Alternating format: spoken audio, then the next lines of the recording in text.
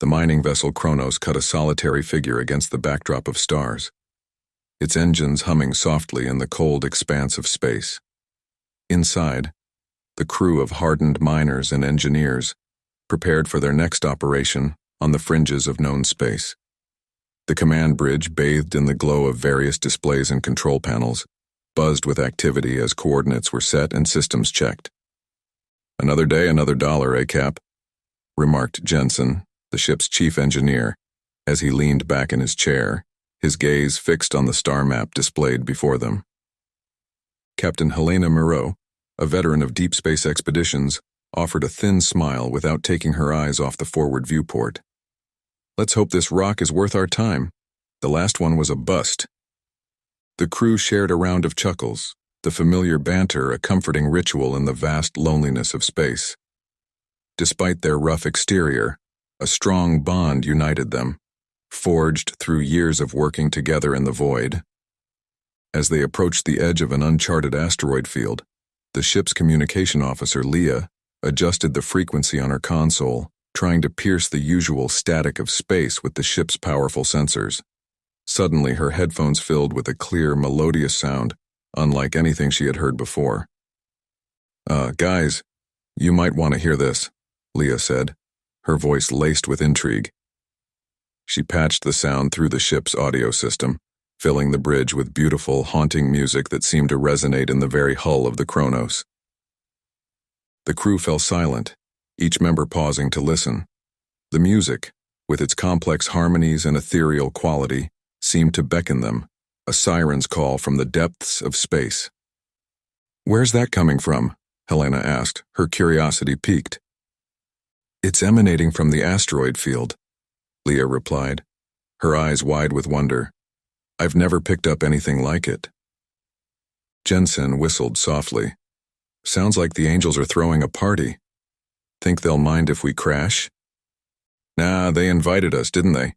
quipped Marco, the pilot, as he steered the ship closer to the source of the music. The crew shared a tentative laugh, but the music's allure was undeniable. It was as if the melody spoke directly to something primal within them, urging them on. Helena pondered the situation, the captain in her weighing the risks against the irresistible pull of discovery. "Let's take a closer look, but stay sharp, everyone. We don't know what's out there."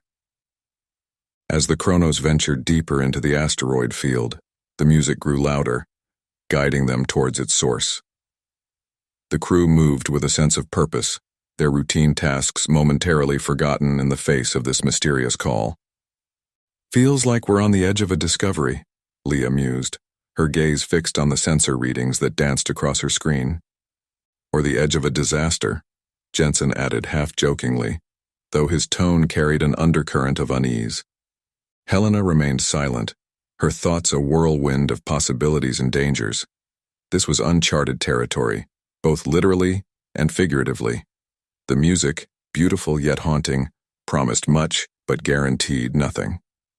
And in the silent void of space, the crew of the Kronos found themselves drawn inexorably towards the unknown, their fate intertwined with the melody that had captured their hearts and minds. As they neared the source of the music, a sense of anticipation filled the bridge.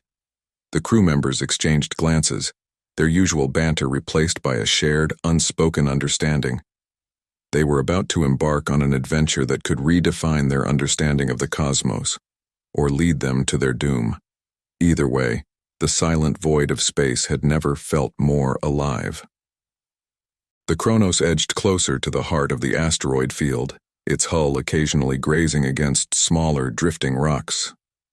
The music, now louder and more complex, filled every corridor of the ship, its haunting melody a constant presence among the crew. As the source of the music became clearer, a large, ancient-looking asteroid came into view, its surface shimmering with a soft, pulsating light. The sight was mesmerizing, unlike anything the crew had encountered in their years of deep space mining. "Would you look at that?"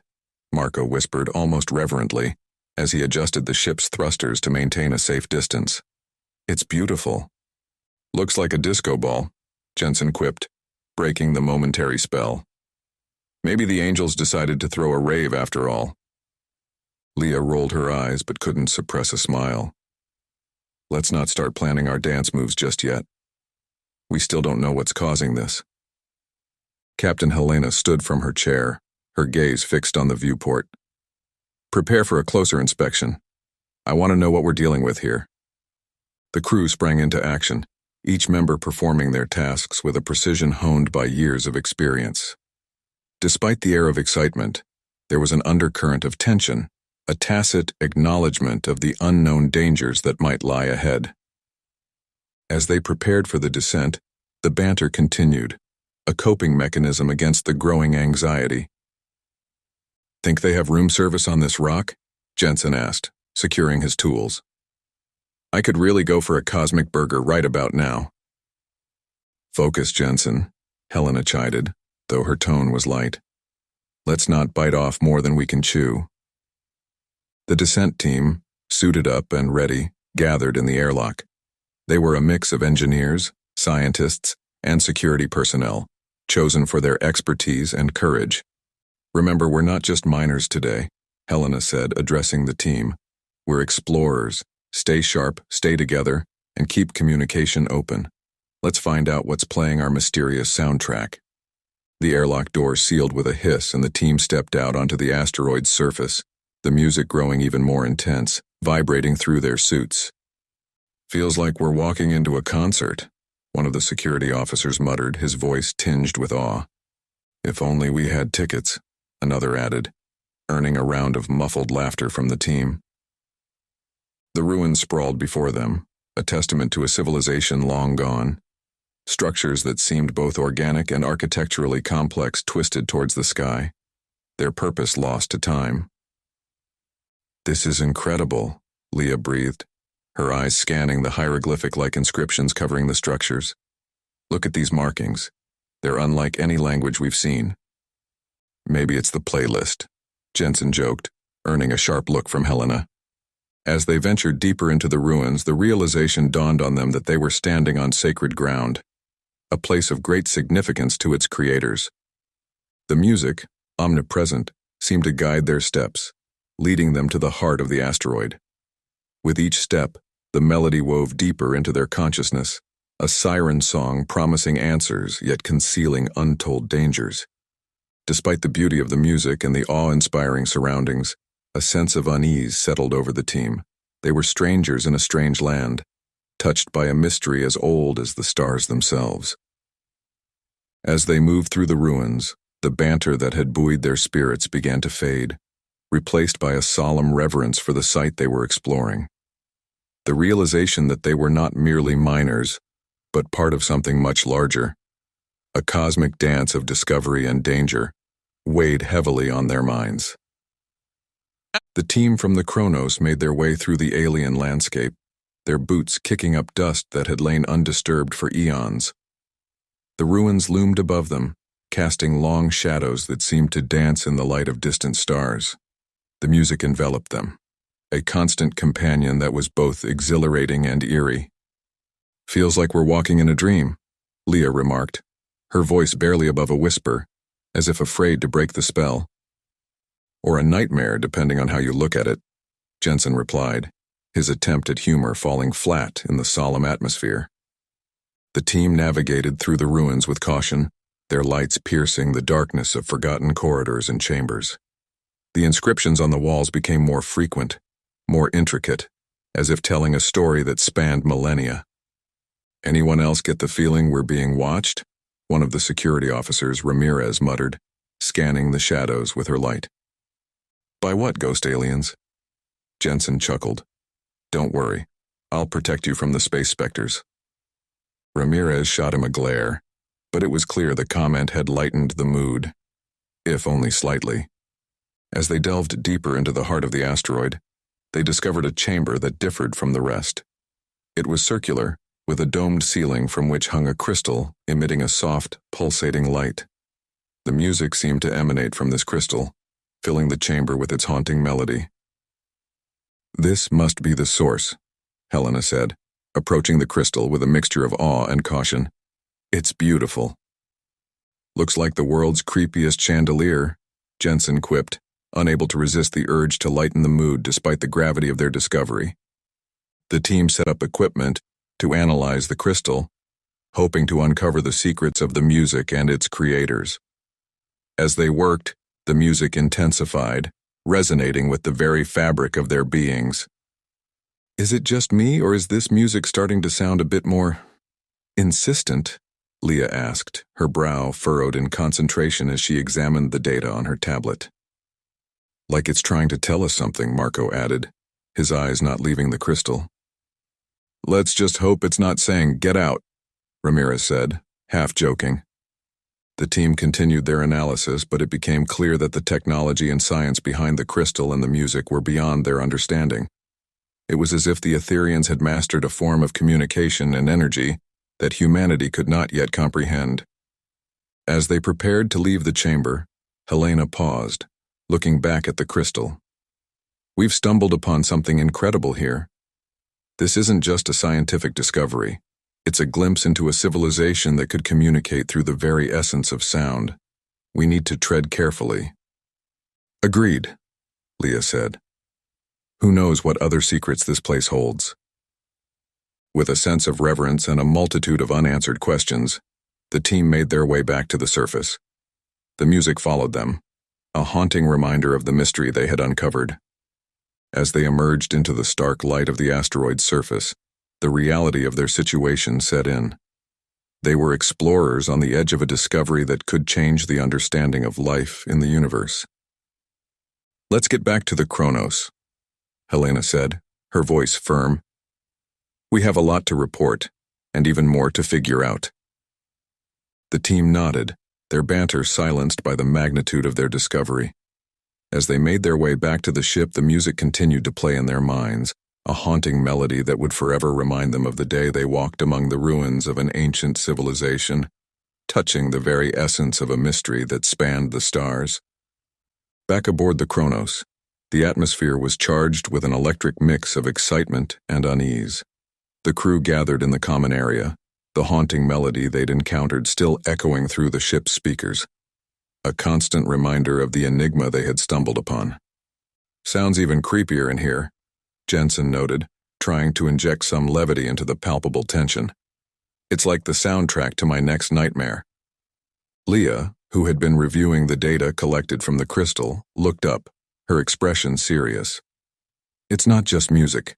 There's a pattern, a complexity to it that I can't wrap my head around. It's like it's designed to interact with the brain on a fundamental level." "Great. So we found alien Spotify and it's all mind control," Marco quipped, earning a round of nervous laughter from the crew. Captain Helena quieted the room with a raised hand. "We need to focus. This isn't just a curiosity, it could be dangerous. We've all felt the effects. The question is, what do we do about it?" The crew fell silent, the weight of the situation settling over them. They were pioneers, used to the risks of space, but this was something beyond their usual hazards of asteroids and equipment failure. As the days passed, the music's influence grew stronger. Crew members reported vivid dreams filled with strange landscapes and ancient ruins. Some said they heard whispers in the music, voices calling to them from the depths of space. "I swear if one more person tells me about their weird dreams, I'm going to start blasting earplugs," Jensen said during a meal, trying to cut through the growing sense of dread with humor. "Yeah, well, my dreams have been a regular space opera, complete with costumes," Ramirez added, managing a smile. But the jesting couldn't mask the undercurrent of fear. The crew was becoming obsessed with the music, drawn to it in a way that went beyond mere curiosity. They gathered in the common area, listening to it for hours, debating its meaning and origin. "It's like we're becoming part of it," Leah observed quietly one evening, her eyes distant. "As if it's rewriting us from the inside out." "That's one way to get under your skin. Beats a tattoo, I suppose," Marco said, but his heart wasn't in the joke. Captain Helena watched her crew, concern etched deep in her features. The music had brought them together in shared wonder, but now it was isolating them, each member lost in their own reflections and experiences. We need to make a decision, Helena announced one morning, calling a meeting. The music is affecting us, changing us. We can't ignore it. We need to understand it, contain it, or shut it off. The crew nodded, the gravity of their captain's words sinking in. They were far from home, adrift in the unknown, and the music had woven itself into the fabric of their lives, an uninvited guest that was becoming increasingly hard to ignore. Let's not forget why we're here, Helena continued. We're explorers, scientists. We've faced the unknown before. This is no different. We'll study it, learn from it, and protect ourselves. So what's the plan, Cap? How do we fight something we can't even see? Jensen asked, his usual joviality replaced by earnest concern. We start with the data. Leah, you and the science team focus on analyzing the patterns, the frequencies. We need to know if we can block it, or at least dampen its effects. The rest of us will work on physical countermeasures. We can't let this entity, for lack of a better word, take control. The crew rallied around their captain, their determination renewed. They were the Chronos, a crew that had faced down asteroid storms and equipment failures, and they would face this challenge with the same resilience. As they set to work, the music played on, a haunting backdrop to their efforts. But beneath the notes, a new resolve had taken root. They would not be passive listeners in this cosmic concert. They would find a way to silence the siren's call or at least resist its lure. The Chronos had become a ship of phantoms, its corridors echoing with the ethereal music that now seemed to have a life of its own. The crew's attempts to understand and counteract the alien melody had proven futile, their scientific methods unable to decipher or disrupt the complex psychic frequencies. The music, once a source of fascination, had woven itself into the fabric of their minds, an inescapable presence that haunted their waking hours and invaded their dreams. It's like trying to catch smoke with your hands, Leah said in frustration, her fingers dancing over her console, the data streams reflecting in her weary eyes. Every time I think I've found a pattern, it shifts, like it's alive. Maybe it is, Jensen muttered, half joking, half serious. Maybe we're dealing with a ghost DJ. The attempt at humor failed to lighten the mood. The crew was tired, their faces drawn and shadows under their eyes testament to the restless nights. The music's influence had become palpable, a pressure in their minds that was both seductive and terrifying. Crew members began to act strangely, their behavior erratic. Conversations were punctuated with sudden silences, as if they were listening to something unseen, their expressions distant. Did you hear that? Marco asked abruptly during a routine check of the ship's navigation systems, his head cocked as if straining to hear a whisper. Hear what? The music? It's kind of hard to miss, Ramirez replied, her tone sharp, the strain evident in her voice. No, something else. A voice calling my name, Marco whispered, his gaze distant. The crew had started to report similar experiences, hearing whispers woven into the music, voices that called to them, promising answers, urging them to venture deeper into the asteroid field. We're chasing shadows, Captain Helena said during a hastily called meeting in the common area. This entity, whatever it is, it's playing with us, feeding on our curiosity, our fears. The crew nodded, the reality of their situation sinking in. They were not just explorers or scientists. They were prey, lured into a trap by the siren's call. But what does it want? Leah asked, the question hanging in the air like a specter. Us, Jensen said flatly. It's feeding on us, our thoughts, our consciousness. We're just batteries to it. The idea was chilling, the alien melody not just a lure, but a means of consumption, draining them of their very essence. We need to make a stand, Captain Helena declared, her voice firm. We can't let this thing consume us. We'll fortify our minds, support each other. We're not going to fall into despair. The crew rallied around their captain, their resolve hardened. They implemented strict protocols, limiting exposure to the music, establishing buddy systems to keep watch over each other, and organizing group sessions to share their experiences and fears.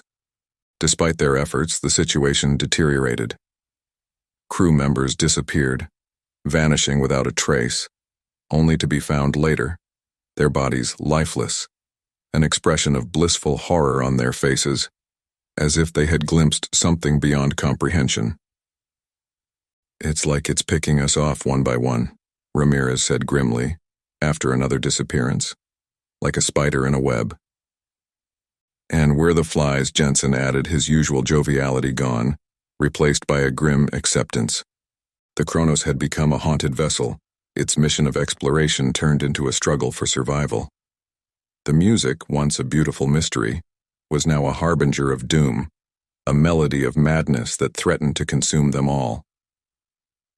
"We're not going to let it win," Captain Helena vowed, her gaze sweeping over her crew, the survivors of an ordeal that had tested them to their limits. "We're going to fight it, with everything we have." The crew stood with their captain, united in their defiance, even as the music played on, a constant reminder of the alien presence that sought to claim them. They were far from home, adrift in the unknown, but they were not yet defeated. The battle for their minds, their very souls, had just begun. The heart of the Kronos had become a fortress, the crew's last stand against the invasive melody that sought to devour their consciousness. The once bustling corridors and common areas were now silent, save for the whispered strategies and the occasional crackle of the intercom. Captain Helena had turned the bridge into a command center, a hub of resistance against the unseen foe. As they plotted their next move, the weight of their situation was palpable, but so was their determination. They had lost too much to give in now. "I've been thinking," Jensen said, breaking the tense silence on the bridge. "If this thing wants our minds, why don't we give it a piece of our minds? Literally." Ramirez raised an eyebrow. "You're suggesting we throw insults at an ancient alien entity?"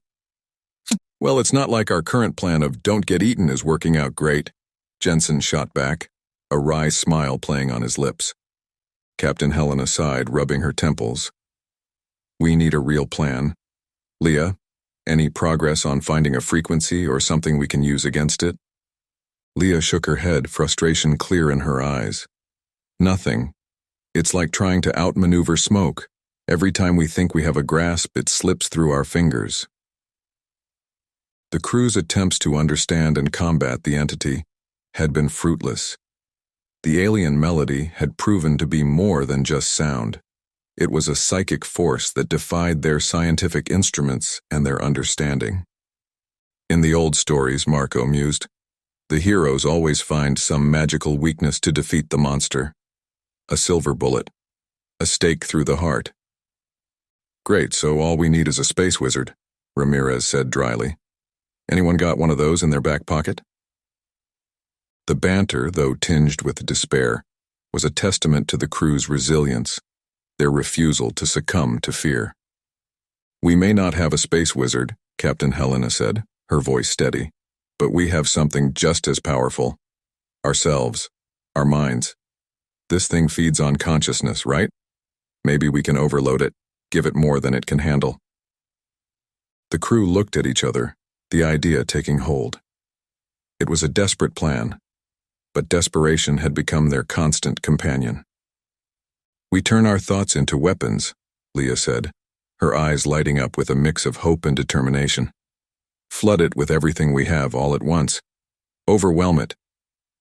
"It's going to be dangerous," Captain Helena warned. "We don't know what this might do to us." "We're already living a nightmare," Jensen said, his usual humor gone, replaced by a steely resolve. "Might as well fight back." Preparations began in earnest, the crew pooling their knowledge and resources. They rigged the ship's communication system to broadcast their combined psychic energy, turning the Kronos into a massive transmitter. The plan was simple in its complexity. Flood the entity with a barrage of human consciousness, an overwhelming tide of thoughts, emotions, and memories. It was a gamble, a shot in the dark, but it was all they had. As they readied themselves, the crew shared a moment of camaraderie, a brief respite in the eye of the storm. They recounted stories of home, of loved ones waiting for their return, of dreams unfulfilled. It was a tapestry of human experience, rich and varied, a testament to the lives they were fighting to save. "Whatever happens," Captain Helena said, her gaze sweeping over her crew, "I couldn't have asked for a better team. Let's give this thing everything we've got." The crew nodded, their faces set in grim determination. They took their positions, each member linked to the ship's system, ready to broadcast their essence into the void. The music grew louder, a cacophony of sound that seemed to mock their efforts. But the crew of the Kronos was undaunted. They were explorers, fighters, survivors. With a collective breath, they unleashed their thoughts, a torrent of human consciousness that surged through the ship and into the heart of the void. The Kronos shuddered, its systems groaning under the strain. But still, they pushed forward, pouring every ounce of their being into the fight. The Kronos, now a beacon of resistance in the void, vibrated with the collective willpower of its crew. They stood at their stations, linked not just by the ship's improvised network, but by a shared resolve to face the darkness together. As the psychic onslaught against the entity intensified, so did the entity's response, a male-angelic counter-harmony that seemed to claw at the edges of their minds.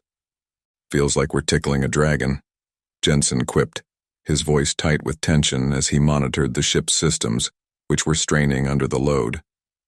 "A very angry dragon," Leah added, her focus on the feedback loops they were creating to amplify their mental assault. "Keep it up," Captain Helena urged, her voice a steady beacon amidst the storm of psychic energies. "We're making an impact. It's reacting."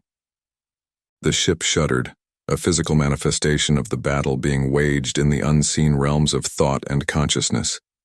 The music, once beautiful, now felt like a barrage of sonic daggers, each note a weapon aimed at their resolve. "Anyone else feeling a bit out of tune?" Marco joked weakly, trying to adjust the navigational controls which were flickering erratically, as if the ship itself was disoriented by the cacophony. "I'd give anything for a bit of silence," Ramirez said, her usual stoic demeanor cracked by a grimace of discomfort. "Even Jensen's singing would be a relief." "Hey, my shower concerts are legendary," Jensen protested, but the levity was short-lived. The entity, sensing the threat, unleashed spectral apparitions, manifestations of the crew's deepest fears and doubts that roamed the ship. The corridors of the Kronos became a maze of psychological warfare, each turn revealing another shadowy figure dredging up memories best left forgotten. "We've got company," Ramirez announced, her voice steady despite the eerie figures that flickered in and out of existence around her. "Looks like our thoughts are coming back to haunt us. Literally." "Let's keep our ghosts in the past where they belong," Captain Helena responded, her gaze fixed on the swirling vortex of energy at the heart of their makeshift command center. "Focus on the task. We can't let these hallucinations distract us." The crew redoubled their efforts, pushing back against the psychic manifestations with a mixture of willpower and sheer defiance. The bridge became a battleground not just of strategy and science, but of wills, as each member fought to maintain their focus amidst the chaos. "Is it just me, or did that one look like my high school math teacher?" Jensen muttered, after a particularly harrowing encounter with one of the apparitions. "Talk about unresolved issues." "Focus, Jensen," Leah snapped, though her own face was pale, her eyes shadowed by the strain of their psychic exertion. The battle reached a fever pitch, the Kronos and its crew a lone island of resistance in the dark sea of the entity's influence. The music, now a discordant symphony of aggression, seemed to be everywhere and nowhere, a suffocating presence that threatened to overwhelm their defenses. "We can't keep this up forever," Marco said, his voice strained. "We're running on fumes." "Then let's make sure we go out with a bang," Captain Helena declared, her determination unwavering. "We knew this was a one-way trip. Let's make it count." The crew's resolve hardened, their efforts fueled by a mix of desperation and defiance. They were the Kronos, a ship and crew that had faced the void and dared to challenge the darkness. As the entity's assault intensified, so did their counterattack, a final, desperate push against the consuming silence that sought to claim them. It was a stand not just for their own lives, but for all who might follow, a beacon of hope in the face of oblivion. In the aftermath of their desperate gambit, the Chronos was eerily silent. The psychic onslaught from the entity momentarily abated. The crew, exhausted but unbroken, gathered in the dimly lit common area, their faces etched with fatigue and the toll of their ordeal. "We did it," Leah said, her voice a whisper of disbelief. "It's quiet." "Too quiet," Ramirez added, her eyes darting around as if expecting the silence to shatter at any moment. Jensen slumped into a chair, his usual vibrant energy drained. "I never thought I'd miss the sound of that creepy music, but here we are. Silence has never sounded so sweet and so ominous." Captain Helena surveyed her crew, a mix of pride and concern in her gaze. "We've bought ourselves some time, but it's not over yet. We need to figure out our next move." The silence that had once been a reprieve now hung over them like a shroud, a reminder of the unknown dangers still lurking in the void. "I say we take the fight to it," Marco said, the adrenaline still coursing through his veins. "We've seen it can be hurt, pushed back. Let's finish what we started." "And how do you propose we do that?" Ramirez asked, her skepticism evident. "We're scientists and miners, not space marines." "Ramirez has a point," Helena said, her mind racing with possibilities. "Direct confrontation hasn't worked. We need something more definitive." The crew fell into a thoughtful silence, each member lost in their own contemplations of the battle they had waged and the war that still lay ahead. "It's like trying to punch fog," Jensen finally said. "How do you fight something you can't even touch?" "We change the rules of engagement," Leah suggested, her eyes lighting up with a flicker of inspiration. "We can't touch it, but we can disrupt it. We overload the Kronos' reactor, create a pulse strong enough to—" "To what? Blow us all to bits?" Jensen interrupted, his expression a mix of incredulity and admiration for the audacious plan. "Only as a last resort," Helena said, the gears turning in her head. "If we can't make this place safe for the next crew, or the next ship that comes exploring, we need to ensure this entity can't harm anyone else." The gravity of their situation settled on them, the realization that their mission had shifted from exploration to sacrifice. "So we're talking about a one-way trip," Marco said, the weight of the decision sobering. "We knew the risks when we signed up," Ramirez said, her voice steady. "I'd rather go out making a difference than be consumed by that thing." The crew nodded, a silent agreement forged in the fires of their shared ordeal. "All right then," Helena said, her resolve steeling. "We'll prepare the reactor. It's going to take all of us to pull this off. We need to be precise, and we need to be fast." "As long as someone saves me a dance at the end of the world party," Jensen quipped, trying to buoy the crew's spirits despite the somber mood. "We'll dance on the ashes of our enemy," Leah said, a determined glint in her eye. The crew set to work, their tasks laid out with military precision. The Kronos was transformed from a ship of exploration to a weapon of last resort, its reactor being rigged to deliver a final, devastating blow. As they worked, the specter of their impending sacrifice loomed over them, but so did a sense of camaraderie and purpose. They were not just crewmates. They were comrades, united in a cause greater than themselves. "We make one hell of a team," Marco said as they finalized their preparations. "The best," Helena agreed, pride in her voice. "Let's finish this, for all those who will never know what happened here." The atmosphere aboard the Kronos was one of grim determination as the crew made their final preparations. The plan to overload the reactor was set in motion, a calculated act of defiance against the entity that had sought to consume them. Each crew member was acutely aware of the stakes, yet there was an unspoken bond, a solidarity forged in the crucible of their shared ordeal. Never thought my engineering degree would lead to this, Jensen remarked, his hands busy calibrating the reactor's control systems. Building a bomb out of a spaceship. At least you'll go down in history, Marco quipped, checking the escape pod systems. The engineer who moonlighted as a demolition expert. Yeah, just wish I could be around to read the footnotes, Jensen shot back, managing a wry smile. Leah was at her console, running simulations to ensure the reactor's energy pulse would be maximized. According to my calculations, we'll have a narrow window to evacuate. We need to be precise. Precision? With this jury-rigged setup? Ramirez interjected, half joking. Let's just hope the universe is on our side today. Captain Helena oversaw the operation, her demeanor calm, but her eyes betraying the weight of command. The universe hasn't been much of a friend to us so far. We'll make our own luck. As the moment of truth approached, the crew gathered for what would be their final briefing. The Kronos was eerily quiet, the silence a stark contrast to the chaos that had enveloped them since they first encountered the alien melody. We all know what needs to be done, Helena began, her voice steady.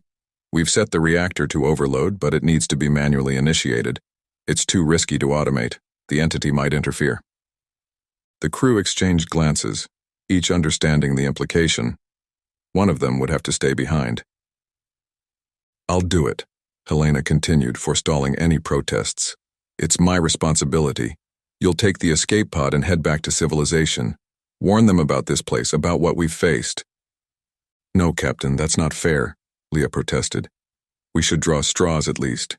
Share the risk. Helena shook her head. It's not about fairness, it's about duty. I won't order anyone to stay. This is my choice. The crew's protests were heartfelt but futile. They knew arguing with Helena was pointless when her mind was made up. Make sure you tell them everything, Helena said, her gaze lingering on each crew member. Our discoveries, our battles, and our sacrifices. Make it count. Jensen, ever the joker, tried to lighten the mood. Just promise me you'll name something depressing after me. A crater, maybe. Jensen's abyss has a nice ring to it. We'll name a star after you, Leah promised, her eyes glistening. One that burns the brightest. The farewells were brief but emotional, each crew member taking a moment to express their gratitude and respect to Helena. Then, with heavy hearts, they boarded the escape pod, leaving their captain and friend behind. As the pod ejected and began its journey back to civilization, the crew watched through the porthole as the Kronos receded into the distance, a solitary figure against the vast backdrop of space. In the silence of the escape pod, the weight of their loss was palpable. But so was a sense of hope, a belief that their sacrifice would not be in vain. We did it, Marco said softly. We really did it. Yeah, Ramirez replied, her voice thick. Let's just hope the universe was paying attention. As they set course for home, the crew of the Kronos carried with them not just the memories of their fallen comrades, but a message, a warning to the rest of humanity about the dangers lurking in the unexplored corners of the galaxy. And in that moment of silent reflection, they realized that their journey had changed them, forged them into something new. They were survivors, yes, but also guardians of a truth that had to be shared, no matter the cost. The Kronos might have been silenced, but its legacy would echo through the ages, a testament to the courage and sacrifice of those who dared to face the unknown. The escape pod's journey back to civilization was fraught with tension and introspection. The crew, now survivors of an ordeal beyond comprehension, found themselves adrift, not just in space, but in the aftermath of their harrowing experience. The silence that enveloped them was a stark contrast to the chaos and the music that had dominated their lives aboard the Kronos. I keep expecting to hear it, Leah confessed, her voice breaking the heavy silence. The music, it's like a ghost in my head. Yeah, Marco agreed, staring into the void outside the porthole. Silence has never been so loud. Jensen, ever the one to try and lift spirits, chimed in. Well, I for one am looking forward to never hearing another note again. I'm all about visual arts now. Paintings can't mess with your brain. Ramirez couldn't help but smirk. You sure about that? Ever looked at a painting and felt like it was staring back? Great, now you've ruined art for me too. Jensen shot back, though the banter couldn't quite mask the undercurrent of loss and fatigue in his voice. As they neared human-occupied space, the reality of their return began to sink in. They were carriers of a warning, a message that needed to be heard. But the weight of their story, the loss of Captain Helena and the Kronos, bore heavily on them. Do you think they'll believe us? Leah wondered aloud, her gaze fixed on the stars streaking by. About the entity, the music, everything? They have to, Ramirez stated firmly. We have the data, the recordings, and we have what it did to us. That has to count for something. The thought of disbelief, of their sacrifice being dismissed or forgotten, was a specter that haunted them all. As they prepared for re-entry, the crew took a moment to collect themselves, to steel themselves for the challenges ahead. They were no longer just miners and scientists. They were witnesses to the unknown, guardians of a truth that could reshape humanity's understanding of the universe. Remember, we stick to the story. Every detail matters, Marco said, his usual jovial demeanor replaced by a gravity befitting their mission. Yeah, Jensen added. We'll tell them about the music, the entity, how Helena saved us all. They'll have to listen. The pod shuddered as it entered the atmosphere, the fiery embrace of re-entry, a physical manifestation of the ordeal they were about to face. The world they were returning to was not the one they had left. They were changed, marked by their experience in ways they were still beginning to understand. As they landed, the crew was met with a mixture of relief and apprehension. They were home, but the journey was far from over. The debriefings, the questions, the disbelief. They were ready to face it all, armed with the truth and the legacy of the Kronos. But as they stepped out of the pod, a faint, almost imperceptible hum filled the air, a haunting echo of the music that had driven them to the edge of madness and back. It was a chilling reminder that some doors once opened cannot be closed. We'll never be free of it, will we? Leah asked, her voice barely a whisper. Barely a whisper. Barely a whisper. Barely a whisper. Barely a whisper.